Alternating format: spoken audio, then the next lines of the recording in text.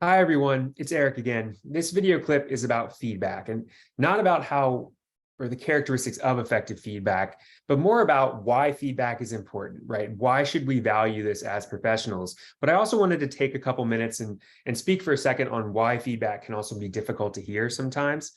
And so I think this is a really interesting quote. And I never knew who this individual was, Robert Allen, until I kind of did some research for this video and came across this.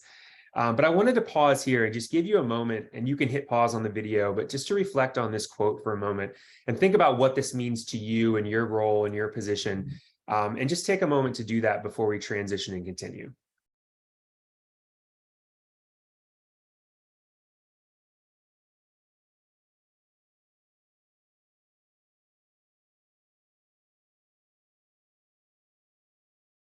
All right, so there is no failure, only feedback. But why is feedback so hard to hear sometimes? So I think there's a couple reasons for this, or a few reasons for this that I wanted to share. And as I'm discussing this, just be thinking about the opportunities that you've had to receive feedback in the past and how you've handled that. And I can share a personal story. We get feedback in my role at James Madison University. Every semester, we get feedback from students in the form of course evaluations. And when those course evaluations come through every semester, it's one of those like pit of your stomach moments, like, oh, how did I do, right? And it's not that we're checking for understanding along the way, and we know how students performed, and I know they're doing well, but you never really know what they're thinking about the course, right? In terms of the sort of the higher level thinking about what's going on and how everything fits together. Sometimes you think you're doing a really good job, and maybe you're not, or maybe there's a few that think you aren't. And so that feedback or that constructive criticism can be difficult to hear sometimes. I know that because I have to experience that pretty consistently. And so here are a few reasons for this. First and foremost, you probably are familiar with the notion of fixed versus growth mindset. And so for those of us who might have a more fixed mindset with regard to our profession, and it can often be difficult to hear feedback because it sort of impacts our perception of our professional success. And so when feedback and a fixed mindset kind of work together, oftentimes they work against each other. Whereas if we have a more growth-oriented mindset with regard to receiving feedback and kind of our role, then we're more likely to embrace that feedback. And here's a quick chart before I go through the rest of those characteristics of why, or elements of why feedback is hard to hear sometimes. Thinking about our professional mindset, how we view our successes and our setbacks, right? Do we look at it as an attack on who we are as an individual and that it's very difficult for us to grow and recover and move on from that? Or do we look at that feedback as an opportunity to grow and improve? And so what we want to do is think about growth-oriented feedback. And we're going to talk about that in just a moment, goal-oriented, growth-oriented feedback, and how that type of feedback can really support individuals on their professional learning trajectories. And that's what we're really aiming for here is about guidance and about moving forward, right? And taking those next steps. So when we think about our mindsets, and you can see here, if we look at a fixed mindset, any type of criticism, whether it be constructive at all or not, that's going to impact that mindset, right? And that ability to accept that feedback without some type of hurtness or hurt feelings associated with that. And so as much as possible, we want to make sure we're encouraging individuals before you even get down that feedback path to understand that any corrective feedback or constructive criticism is only meant to help guide you forward and to help you improve and grow as an educator and ultimately to impact your students. So let's go back to our list. So first and foremost, right, fixed mindset and feedback, they don't blend. Secondly, feedback can lend someone to change their perception of themselves, right? If we think about feedback, it definitely changes. We're going fine, everything's good. And then we get feedback and now all of a sudden we're a little bit off course. That can be unsettling. And for many individuals, that unsettled feeling can lead to that difficulty to receive feedback. Related to that, when someone's worth is tied to their professional worth, right? Personal worth is tied to their professional worth. So who I am as an individual is very much interwoven with who I am as an educator. That feedback can certainly spill into their life outside of school as well. And so we have to understand that. We have to understand that any feedback that is given could be received in a way that's going to impact someone's personal feelings about themselves as well. And that's why it's so important, that video that Lori's going to show, where these elements of effective feedback, we really have to pay attention to those when we're assigning feedback for individuals. And then criticism, no matter how constructive, is never easy to hear. And I'm sure each one of us could stand up and have an example to talk about regarding how this time we were criticized, even if it was meant to be constructive, was difficult to hear.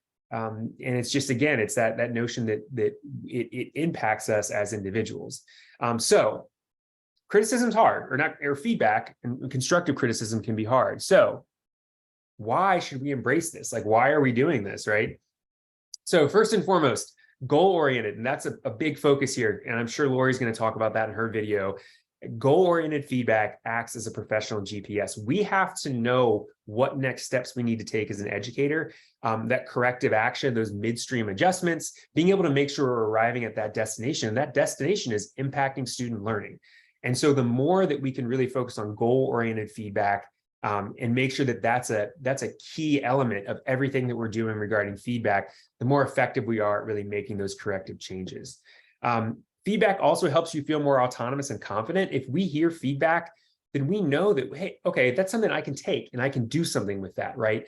I'm not living in this sort of realm of uncertainty where I'm just sort of floating around, not really sure what I need to be doing next, or even if what I'm doing is all that effective. So when we give students feedback, or in this case, professionals feedback, that helps them feel more autonomous and confident because it gives them something to do. It gives them some information that they can use, right? And actually use and put forward, which really kind of, ties into all the next few elements here. The individuals we're working with get to control how the feedback is received. Those individuals get to control how that feedback is received. And that's an important thing to remember. And so we can look at that feedback as, oh, that was so difficult to hear. That was a struggle. I felt like I was doing really well. And all of a sudden, I think I'm not. And so that type of thinking can be difficult. But if we look at that feedback as, hey, you're in control of saying, you know what, there is something to this feedback. There is something I can do better and improve upon with this work that I've been doing. And so because of that ability to control that feedback, that's what makes feedback so vital. And so that interaction between the giver and the receiver, that receiver really gets to control the message. Feedback is future oriented. It's not about what happened in the past, right? That the past is what we got feedback on. The future is what I can do with that feedback. And so helping individuals maintain that mindset as well. We're not living in the past, we're living in what we do next. And that kind of power of next and those next steps. And then last, if feedback is good for our students, and we know it is, there's plenty of research out there that supports that feedback is really valuable for learners to grow and improve. Why wouldn't it also be good for us? As professionals, recognizing that feedback is part of our job. And just as you can see here, this comes from John Hattie's work on visible learning. And so this is for student performance. But what he did was calculate effect sizes, which is basically a standardized way that we can compare different measures of achievement. And so these are meta-analysis. So there's tons of different research studies that have gone into this. An effect size of 0.4 to 0.6 is okay, is decent. Anything above 0.6 is what we're really aiming for because it has the potential to considerably accelerate student learning. And so you can see right here, providing formative evaluation, evaluation and reflection and feedback all have the potential to significantly accelerate learning. And so we know that this is good for our students. We know that learners benefit from that. So why wouldn't we also value it as professionals?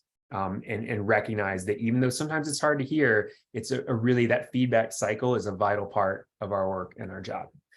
So thank you all for listening to this video. And I think Lori's going to do a great job helping you understand, like, how do we do this? How do we really help individuals embrace feedback with the elements and the criteria of that particular constructive feedback?